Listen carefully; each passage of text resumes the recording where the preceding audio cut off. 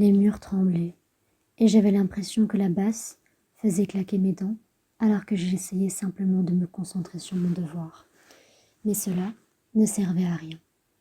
Pas même mon casque, ni la musique, mis à son maximum, ne parvenait à noyer celle qui venait du couloir.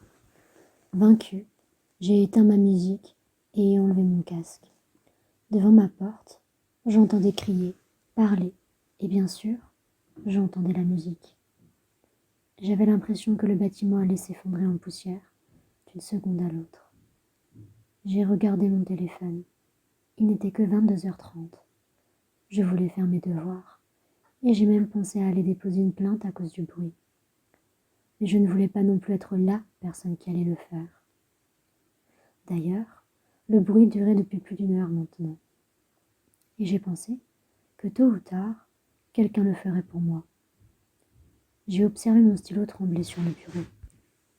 J'ai finalement décidé que je ne pouvais pas rester là sans rien faire. Je me levai et m'étirai avant d'ouvrir la porte et regarder dans le hall. Il y avait quelques personnes dans le couloir. Certains dortoirs étaient ouverts, enrichissant le couloir de leur lumière. On aurait dit que quelqu'un avait allumé une boule de disco géante.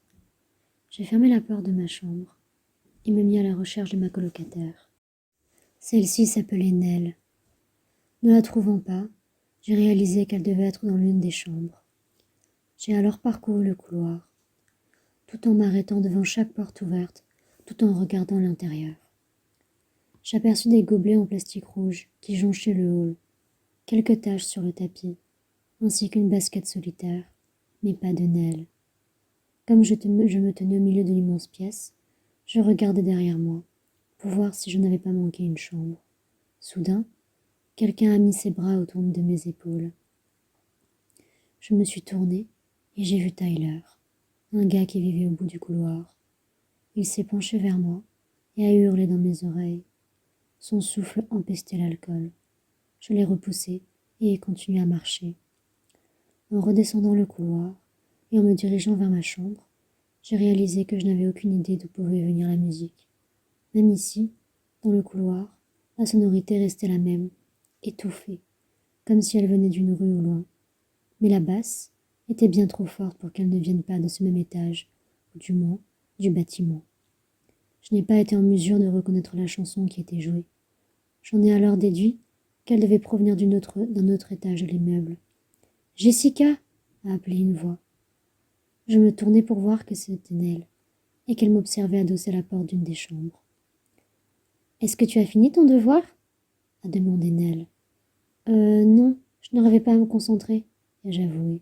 « Bouh !» s'est-elle écriée, tout en jetant sa tête en arrière et en tapant le cadre en bois de la porte. « Ouch !» Elle se frotta l'arrière de sa tête, tout en étant furieuse. J'ai alors remarqué qu'elle était vraiment, mais vraiment ivre. Elle n'arrêtait pas de se balancer, et ses yeux étaient à moitié fermés pendant que nous discutions.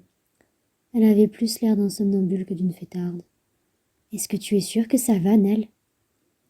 Elle jeta sa tête en arrière et resta dans cette position pendant quelques secondes avant de baisser son menton vers le bas de sa poitrine.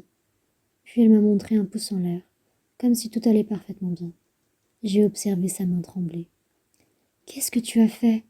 ai-je demandé tout en relevant sa tête. Elle a gardé les yeux fermés, jusqu'à ce que j'en ouvre un de force. Il était injecté de sang et baigné de larmes. Elle n'était pas seulement ivre. J'avais déjà vu Nell ivre. Et là, quelque chose d'autre lui était arrivé. Elle m'a repoussée et est entrée dans la chambre. « Tu n'es pas ma mère !» marmonna-t-elle. J'ai regardé tous les gens qui étaient dans la chambre. Il leur était tous arrivé quelque chose d'étrange. Je me demandais ce que faisait le responsable du bâtiment, jusqu'à ce que je le voie assoupi sur le canapé. J'ai soupiré et suis retournée dans ma chambre. J'ai pensé à appeler quelqu'un d'autre en renfort, mais si je le faisais, tout le monde saurait que c'est moi qui avais ruiné la fête.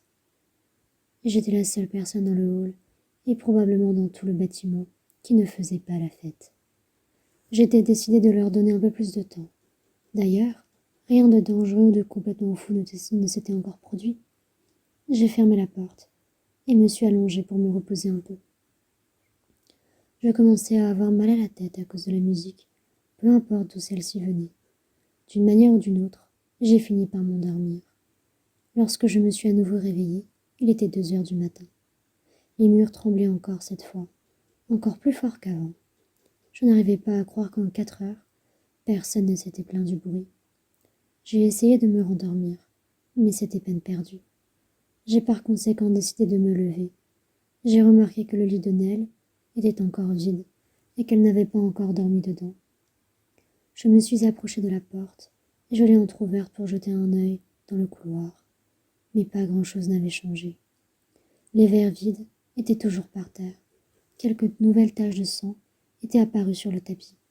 Seulement, maintenant une chaise de bureau trônait au milieu du couloir. Des étudiants continuaient de se mouvoir au rythme de la musique. Ils semblaient toujours aussi étranges qu'avant. La seule chose que je pouvais vraiment entendre était le rythme, aucune parole ou mélodie. Décidant que j'en avais assez, je suis retournée dans ma chambre et ai appelé la sécurité du campus. « Vous avez appelé la sécurité du campus ? Comment puis-je vous aider ?» a demandé la voix féminine au bout du fil. J'ai couvert mon autre oreille afin de mieux pouvoir entendre ce qu'elle me disait. « Bonsoir, j'aimerais déposer une plainte pour tapage nocturne. Les étudiants de mon immeuble font la fête depuis des heures et je n'arrive pas à dormir. Pensez-vous que vous pourriez envoyer quelqu'un ici ?» ai-je demandé. « Oui, êtes-vous dans le bâtiment ouest ou sud ?»« Ouest, ai-je répondu. La femme a dit qu'elle enverrait quelqu'un d'ici les 15 prochaines minutes. Soulagée, je me suis assise sur mon lit et j'ai attendu. 15 minutes se sont écoulées et rien ne s'est passé. Puis 30, puis 40, et finalement, 1 heure entière s'est écoulée et rien n'avait changé. J'étais maintenant en colère. Nous avions tous une longue journée de cours qui nous attendait. Ces gens allaient-ils continuer à faire la fête jusqu'à ce qu'il soit temps de se lever? Je me suis souvenu du devoir que je n'avais pas encore fini et soupirai. Je savais qu'il n'y avait aucun moyen pour que j'arrive à le finir maintenant. J'ai entendu quelques cris de joie provenant du couloir. J'ai alors appelé la police. J'étais fatiguée de cette situation. La conversation était semblable à celle avec la sécurité du campus. Ils m'ont dit qu'ils enverraient quelqu'un dans les 20 prochaines minutes. J'ai à nouveau attendu, et une autre heure s'est écoulée sans que rien ne change. Cette fois, j'ai décidé de prendre les choses en main. Je suis sortie dans le hall, en regardant dans chacune des chambres pour trouver d'où venait la musique. J'ai pensé qu'éteindre la musique provoquerait la fin de la fête, ou au moins m'accorderait un peu de paix et de tranquillité. J'aurais même été satisfaite de baisser un peu le volume. Je suis arrivée devant la dernière chambre au bout du couloir, et j'y ai vu Nell. Je suis entrée dans la pièce, tout en faisant attention d'éviter un autre étudiant qui dormait sur le sol. J'ai tapé Nell sur l'épaule afin d'attirer son attention. Elle se retourna lentement, comme s'il était prête à s'écrouler. Ses mouvements étaient raides, comme si cela faisait des heures qu'elle n'avait pas bougé. « Hé, qu'est-ce qui se passe? Il est 4 heures du matin et je ne peux pas dormir. » Lorsque j'ai attentivement regardé son visage, je me suis tue. Elle avait l'air horrible. Son visage avait l'air beaucoup plus mince et pâle qu'auparavant. Ses lèvres étaient sèches et fissurées. Du sang s'en échappait. Elle avait l'air d'avoir mis sa tête devant un ventilateur. Ses cheveux étaient noués et partaient dans tous les sens. Elle se balançait d'un côté à l'autre, tout en répandant le liquide que contenait son verre en plastique. Mais la seule chose qui m'a le plus marquée étaient ses yeux. De grands cercles mauves encerclaient ses yeux, comme si elle avait été frappée. Et ceux-ci étaient grands ouverts et étaient injectés de sang. Le blanc de ses yeux était rouge vif. Elle ressemblait à une sorte de démon maléfique, tout droit sorti d'un film d'horreur. Je me suis avancée encore plus près, et c'est là que j'ai remarqué la lueur dans ses yeux. Ils étaient pétrifiés de peur.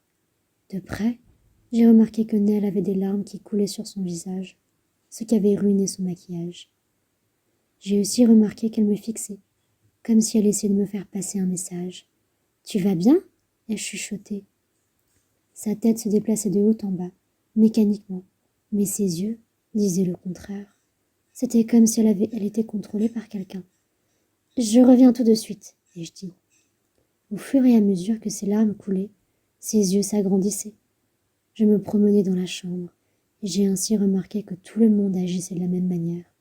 Yeux injectés de sang, larmes coulant sur leur visage, tremblements et mouvements mécaniques. Je me suis dirigée vers l'arrière de la chambre et ai ouvert les rideaux. Les vitres tremblaient au rythme de la musique. Le monde extérieur avait l'air normal, mis à part l'obscurité. Le soleil ne devait plus tarder à se lever. Pourtant, le noir de la nuit régnait toujours. Les lampadaires étaient allumés, mais ils ne semblaient pas être d'une grande aide. C'était comme si l'obscurité avalait la lumière qui essayait d'illuminer les rues. Je suis sortie de la pièce, tout en tirant Nell par le bras. Ses pas étaient bizarres et robotiques, comme si elle venait d'être programmée pour marcher. Je l'ai poussée dans notre chambre et je l'ai assise sur le lit. J'ai pris la tasse de sa main et en ai reniflé son contenu. Je ne décelais aucune odeur bizarre, mais cela ne voulait pas dire que c'était inoffensif. J'ai donc posé le verre sur le bureau. Nell se balançait à nouveau. Ses bras tremblaient encore, et elle pleurait toujours. La sécurité du campus n'est jamais venue, la police non plus. Toutes les personnes de notre étage agissent comme Nell, et je suis prête à parier que tout le monde dans le bâtiment a été affecté par ce qui cause ça. Mais j'ai trop peur de m'aventurer seule dans les couloirs et de vérifier. Je me demande, pourquoi ne suis-je pas dans le même état? Je suis maintenant assise sur mon lit, occupée à regarder Nell, mais pas grand-chose n'a changé. Je ne sais décidément pas quoi faire. C'est si dur de réfléchir avec une musique aussi forte qui ne cesse de marteler tout le bâtiment. Si seulement je pouvais trouver d'où elle venait avant qu'elle ne m'atteigne moi aussi.